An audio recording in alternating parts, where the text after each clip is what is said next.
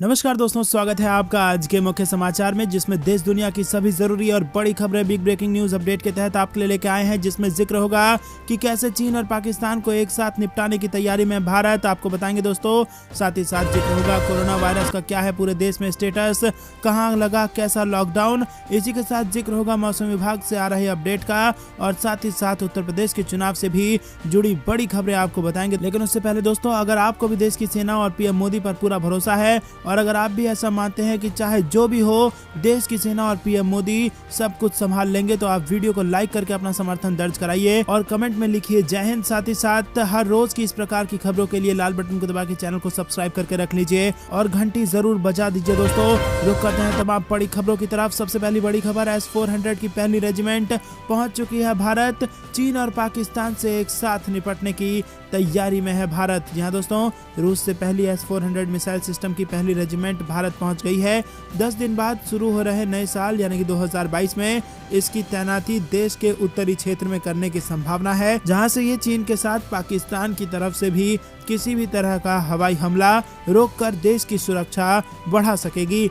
S-400 की दूसरी regiment के अगले साल जून 2022 तक भारत पहुंचने की उम्मीद है। तो करते हैं अगली बड़ी खबर की तरफ। अमेरिका के एक्शन से बौखलाया ड्रैगन, युद्ध की है नौबत और एक दूसरे को दी गई चेतावनी। जी हाँ दोस्तों, विश्व युद्ध 3 के मुहाने पर खड़ी है दुनिया। चीन की अकड़ इन दिनों लगातार बढ़ती जा रही है। अपने आसपास के देश की नाक में दम रखने वाले ड्रैगन ताइवान को हड़पने की पूरी कोशिश में है, और चीन के इस इरादे को लेकर अमेरिका का साफ कहना है कि अगर चीन ने ताइवान पर हमला किया तो उसकी सुरक्षा अमेरिका करेगा।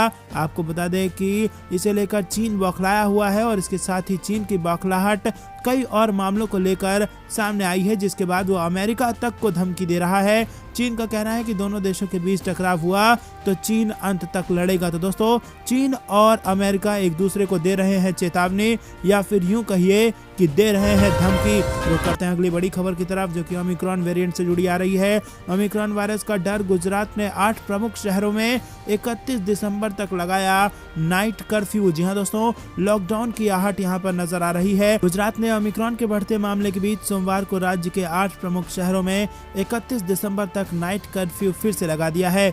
समाचार एजेंसी की रिपोर्ट के मुताबिक अहमदाबाद, राजकोट, सूरत, वडोदरा, जामनगर, भावनगर, गांधीनगर और जूनागढ़ में साल के अंत तक यानी 31 दिसंबर 2021 तक की रात तक नाइट कर्फ्यू लगाया गया है। नाइट कर्फ्यू की टाइमिंग रात 1 बजे से सुबह 5 बजे तक रहेगी। बता दें कि गुजरात सरकार ने 1 नवंबर से इन शहरों में नाइट कर्फ्यू लगाया था। दिवाली और छठ पूजा के बीच और कोरोना के मामले की संख्या में गिरावट के कारण कर्फ्यू के घंटे में 2 घंटे की कमी दी गई थी। रुक करते हैं अगली बड़ी खबर की तरफ। राज्यसभा में बोले मनसुख मांडविया, ओमिक्रॉन वेरिएंट का सामना करने के लिए है तैयार, हर स्थिति से निपटने के लिए कर लिए गए हैं इंतजाम। जी हाँ दोस्तों, केंद्रीय स्वास्थ्य एवं परिवार कल्याण मंत्री मनसुख मांडविया ने सोमवार को राज्यसभा में कहा कि भारत कोरोना वायरस के ओमिक्रॉन वेरिएंट का सामना करने के लिए तैयार है। अगले 2 महीने में टीका उत्पादन की क्षमता 45 करोड़ खुराक प्रति महीने होने की उम्मीद है। उन्होंने कहा कि किसी भी संकट से निपटने के लिए दवाओं और ऑक्सीजन का बफर स्टॉक किया गया है, और राज्यों को 48,000 वेंटिलेटर वितरित किए गए हैं। देश में कोरोना वायरस महामारी की स्थिति के बारे में जानकारी देते हुए मांडविया ने बताया कि देशव्यापी टीकाकरण अभियान के तहत 88% पात्र आबादी को टीके की पहली और 59% को दोनों खुराकें लगाई जा चुकी हैं। ओमिक्रॉन वेरिएंट को लेकर स्वास्थ्य मंत्री ने कहा कि देश में अब तक इससे संक्रमण के 161 मामलों की पुष्टि हुई है। उन्होंने कहा कि केंद्र इससे निपटने के लिए सभी आवश्यक कदम उठा रहा है। रुक करते हैं अगली बड़ी खबर की तरफ। यूपी की जनता से बोले गडकरी, एक बार फिर डबल इंजन की सरकार बना दें, अमेरिका जैसी हो जाएंगी सड़कें। जी हाँ दोस्तों, आपको बता दें कि केंद्रीय सड़क परिवहन एवं राजमार्ग मंत्री नितिन गडकरी ने सोमवार को उत्तर प्रदेश के लोगों से आने वाले विधानसभा चुनाव में बीजेपी की दोबारा सरकार बनाने की अपील करते हुए कहा कि 5 साल के भीतर उत्तर प्रदेश की सड़कें अमेरिका जैसी हो जाएंगी। नितिन गडकरी ने ये बात यूपी के मिर्जापुर में एक उद्घाटन कार्यक्रम को संबोधित करते हुए ये बात कही है। वहीं गडकरी ने कहा है कि योगी जी को सपोर्ट करें, हमारी सरकार को चुने। मैं राज्य में 5 लाख करोड़ रुपए का विकास कार्य लाऊंगा और जब इस तरह के काम होंगे तो यूपी का रोड इंफ्रास्ट्रक्चर अमेरिका जैसा हो जाएगा। मैं आपको अपना वादा पूरा करने का आश्वासन देता हूं। गडकरी ने राष्ट्रवाद, सुशासन और विकास को अपनी प्राथमिकता बताते हुए कहा कि मेरा वचन पत्थर की लकीर है। आने वाले 5 साल के अंदर उत्तर प्रदेश की सड़कें यूरोपियन स्टैंडर्ड की नहीं बल्कि अमेरिका के बराबर बनेंगी। दोस्तों रुक करते हैं अगली बड़ी खबर की तरफ, लेकिन उससे पहले अगर आपको भी ऐसा लगता है कि उत्तर प्रदेश में फिर से प्रचंड बहुमत से बन रही है भाजपा की सरकार, तो वीडियो लाइक अभी तक नहीं किया है दोस्तों तो लाइक करके अपना समर्थन जरूर दर्ज कराइए और कमेंट में बताइए कि कितनी सीटें भाजपा को मिलेंगी। आपको बता दें, अटल जयंती पर योगी आदित्यनाथ 1 लाख युवाओं को बांटेंगे मोबाइल फोन और टैबलेट। जी हाँ दोस्तों, 25 दिसंबर से प्रदेश सरकार युवाओं के लिए फ्री मोबाइल और टैबलेट का वितरण शुरू करेगी। मुख्यमंत्री योगी आदित्यनाथ पहले चरण में लखनऊ में भारत रत्न अटल बिहारी वाजपेयी इकाना स्टेडियम में 1 लाख युवाओं को फ्री मोबाइल और टैबलेट देंगे। वहीं कार्यक्रम में राज्य के हर जिले से बड़ी संख्या में छात्र छात्राएं शामिल होंगे। पहले चरण में 25 दिसंबर को मुख्यमंत्री योगी 60,000 मोबाइल और 40,000 टैबलेट का वितरण करेंगे।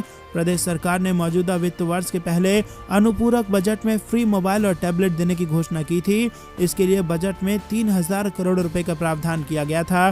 25 दिसंबर को होने वाले कार्यक्रम जिला स्तर पर भी करवाए जाएंगे जिसमें जनप्रतिनिधि हिस्सा लेंगे। रुक करते हैं अगली बड़ी खबर की तरफ। दोस्त व्लादिमीर पुतिन से पीएम मोदी ने की फोन पर बात और कई मुद्दों को लेकर मोदी और पुतिन में हुई चर्चा। जी हाँ दोस्तों, भारत रूस संबंध हमेशा से ही दोनों देशों के लिए अहम है। ऐसे में एक बार फिर से प्रधानमंत्री नरेंद्र मोदी ने रूस के राष्ट्रपति व्लादिमीर पुतिन से बात की है। पीएम मोदी ने ट्वीट करते हुए इसकी जानकारी दी। उन्होंने ट्वीट के जरिए लिखा कि मैंने मित्र राष्ट्रपति पुतिन से उनकी हाल की भारत यात्रा के दौरान हुई चर्चा पर कार्रवाई के लिए बात की है। हम फर्टिलाइजर्स की सप्लाई समेत भारत रूस सहयोग बढ़ाने के लिए आगे के रास्ते पर सहमत हुए हैं। हमने हाल के अंतर्राष्ट्रीय घटनाक्रमों पर भी बातचीत की है।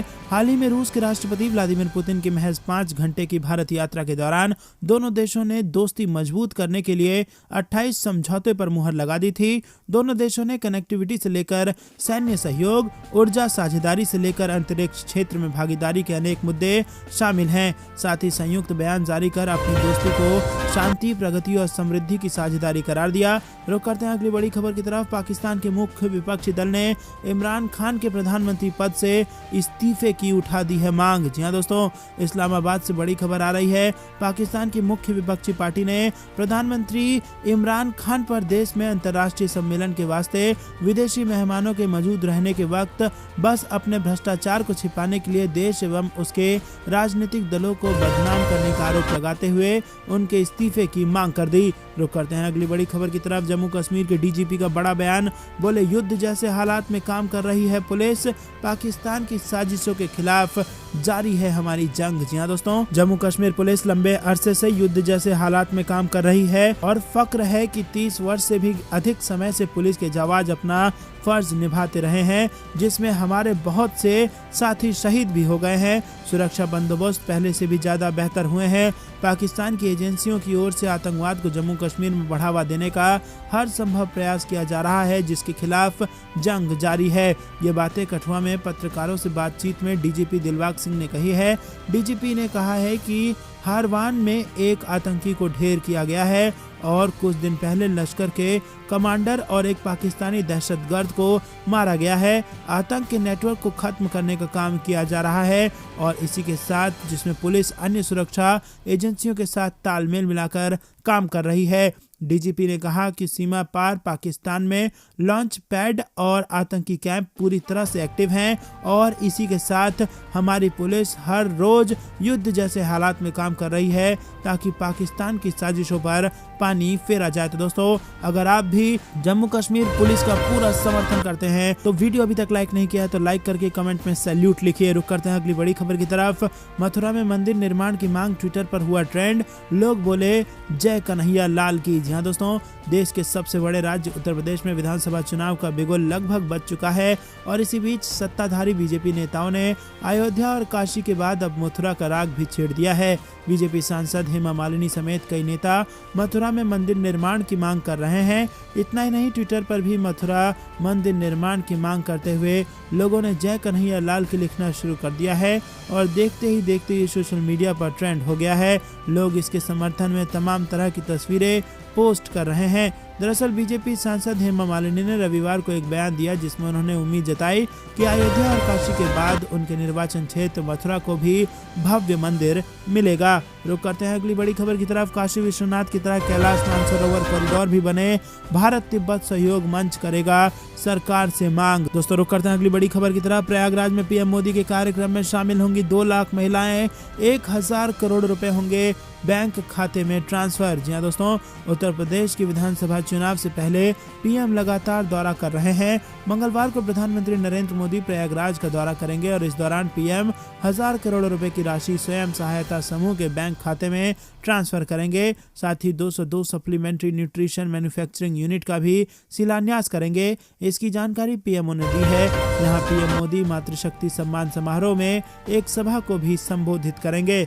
दोस्तों रुक करते हैं अगली बड़ी खबर की तरफ। भारत की ताकत से बौखलाए ड्रैगन ने की सेना की कंप्यूटर हैक करने की कोशिश, आईबी का बड़ा खुलासा। जी हां दोस्तों, इंटेलिजेंस ब्यूरो की साइबर थ्रेट इंटेलिजेंस रिपोर्ट के मुताबिक राज्यों की स्टेट पुलिस को cooperative bank, paramilitary forces, civil aviation और गवर्नमेंट डिपार्टमेंट्स को भी साइबर हैकर ने टारगेट किया है और साइबर थ्रेट का खतरा सबसे ज्यादा महाराष्ट्र में पाया गया है। रुक करते हैं अगली बड़ी खबर की तरफ। नाक से दिया जाएगा कोरोना वैक्सीन का बूस्टर डोज, डीजीसीआई को भारत बायोटेक ने दिया आवेदन। जी दोस्तों, भारत बायोटेक ने डीजीसीआई के पास एक आवेदन दिया है जिसमें कहा गया है कि उसने नाक से दिए जाने वाले वैक्सीन तैयार किया है जिसे बूस्टर डोज के रूप में इस्तेमाल किया जा सकता है। सूत्रों ने बताया है कि भारत बायोटेक ने अपने वैक्सीन